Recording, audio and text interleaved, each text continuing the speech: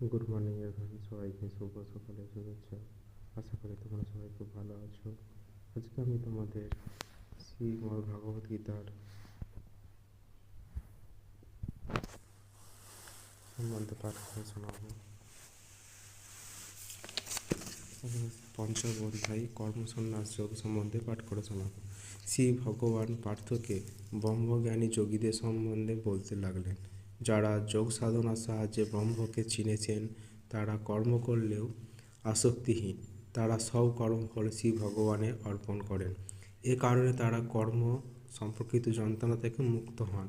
ব্রহ্মজ্ঞানীগণ সমস্ত প্রাণীকে সমভাবে দেখেন। মানুষ, পশু ইত্যাদি সমস্ত প্রাণীকে শ্রী ভগবান রূপে দর্শন করেন। ষষ্ঠ অধ্যায় অভ্যাস যোগ। এখানে ভগবান শ্রীকৃষ্ণ অর্জুনকে অভ্যাস যোগের বিষয়ে বিস্তৃতভাবে বলতে লাগলেন। যোগী ও সন্ন্যাসী কাকে বলে, তাদের লক্ষণ কী, সংসারে বাস করে যিনি কোনো কর্ম করেন না বা কর্তব্য পালনে বিমুখ তিনি সন্ন্যাসী বা যোগী হতে পারেন না। সন্ন্যাসী ও যোগীর কর্ম পৃথক পৃথক। কামনা ত্যাগ করে সন্ন্যাসীরা কর্ম করেন, ফলাফলে তাদের আকাঙ্ক্ষা নাই। যারা ইন্দ্রিয় জয় করেছেন তারা যোগী। সুখ দুঃখ, লাভ ক্ষতি ও কাম মোহ বশে তারা বিচলিত নন। তাদের কাছে শীত গ্রীষ্ম সমান। মান অপমানে ও সত্য মিথ্যে তারা সমান দৃষ্টিতে দেখেন। নিয়মিত অভ্যাসের দ্বারা মনের এই অবস্থা হয়। এই অভ্যাসই যোগ সাধনা।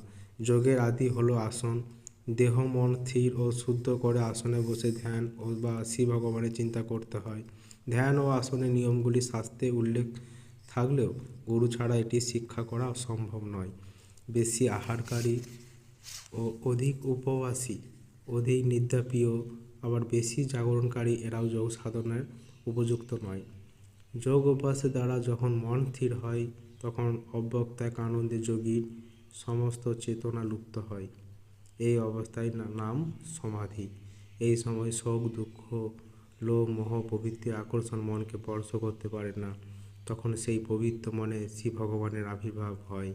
শ্রীকৃষ্ণের এইরূপ কথা শুনে অর্জুন বললেন, হে কৃষ্ণ, বহুকাল যোগ অভ্যাসের পর যদি কেউ আর নিষ্ঠার সঙ্গে যোগ অভ্যাস না করে বা সক্ষম না হয় তাহলে তার কী অবস্থা হয়?